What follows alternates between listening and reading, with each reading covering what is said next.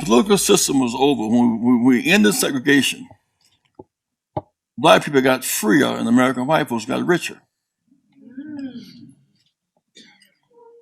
Because when the segregation struggles ended in the South, you could begin to invest in the South without the repercussions of the struggle.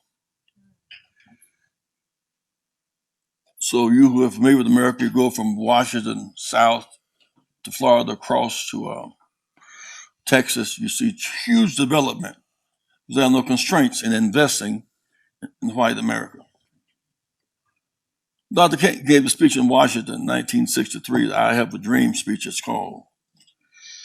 My wife reminds us tonight what was missed was bounce check mark insufficient funds, the promise of freedom without repair for damage done.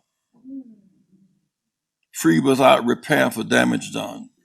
The day he gave that speech, from Florida across to Texas up to Maryland, we can use a single public toilet. We can take a picture on the lawn of the state capitol across the South. Black and brown soldiers had to sit behind Nazi prisoners of war on American military bases. They gave that speech. We won the battle against apartheid, political apartheid. Won the battle for the right to vote. Tonight, 54% of all African Americans make less than $15 an hour, which is poverty wages in America. And the other are debt slaves. They got more credit, but with the credit they get cars they cannot afford, housing, clothes, so they have wages without wealth, because wealth is what is over after you finish paying off your debt. That means somewhere between the working poor and the debt slaves, relatively little progress is made.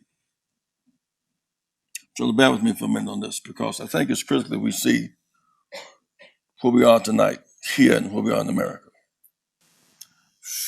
Whites richer, blacks freer. I heard somewhere the other day that 4% of the land is owned by black Africans. I heard that a rumor. Free but denied access to capital, banks, insurance, ownership of mass media,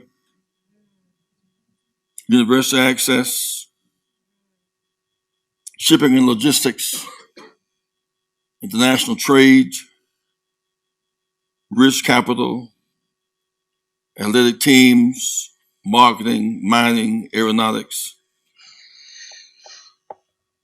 Don't be too hard on those who have not achieved that yet. The last generation's struggle was to end the struggle for freedom. That generation got free, and you got to fight for equality. And many of our freedom allies will not be our equality allies.